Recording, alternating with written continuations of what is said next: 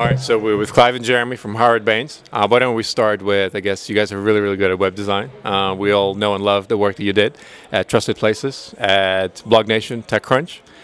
So why don't we start with, I guess, some of the tips for startups, right, on the web side of things?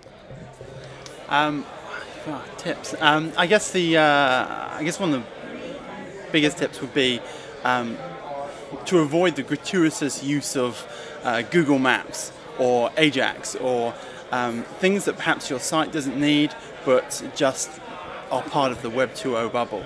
How can you have a Web 2.0 startup when you don't have Ajax or Maps?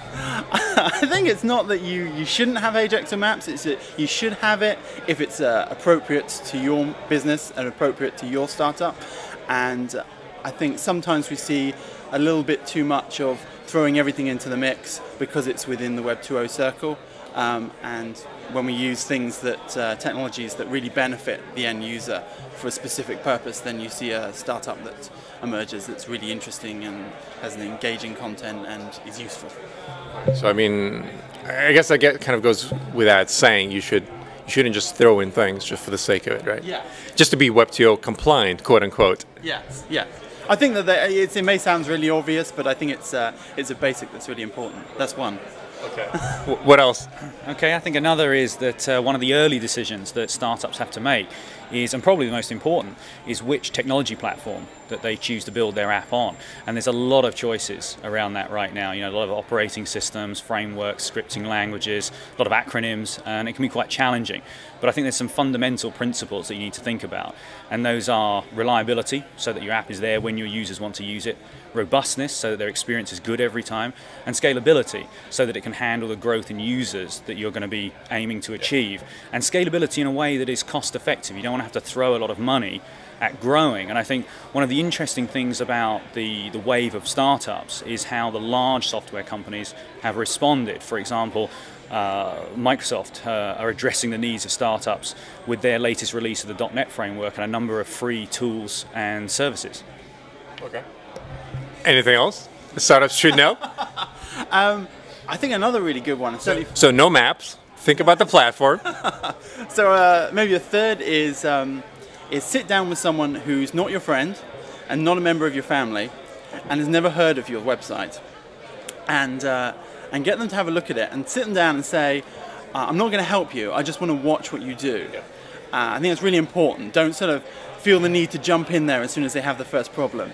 And watch what they do, and what happens when it all goes wrong and they kind of go, I don't know what to do now, and they look around for help. Where do they do? What do they do? Do they give up? Do they sort of plow on?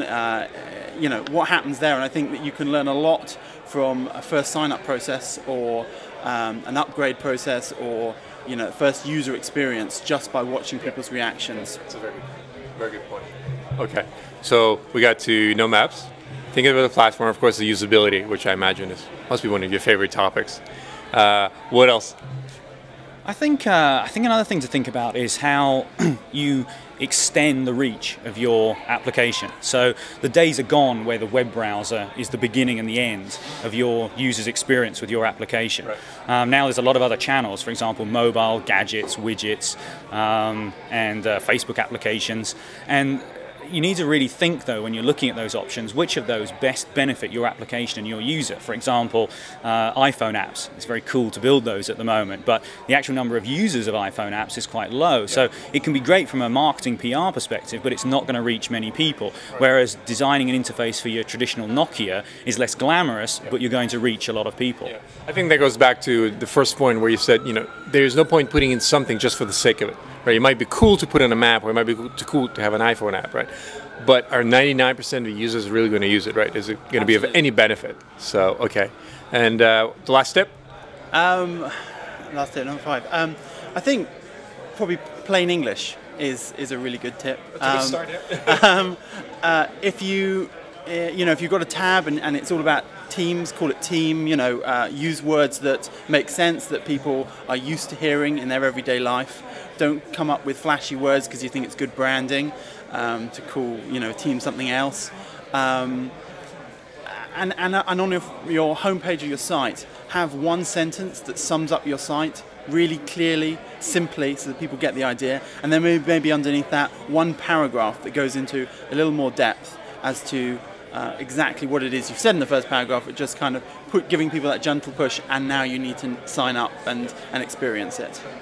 Okay. So I guess all things that kind of make sense, but I think are overlooked by a lot of people, right? So user usability, both from the web design, don't throw in things you don't need just for the sake of it, and both from just being able to plainly understand what's going on, right? And then being on a platform that obviously maintains your growth, and then not investing in, I guess, widgets and whatever else that really serves no purpose. Yeah. And if you want to see how it's done, it's techcrunch.com, blognation.com, or trustedplaces.com, or of course howardbaines.com. Absolutely. Yeah. So thank you guys very much, and thanks for the tips. Thanks a lot.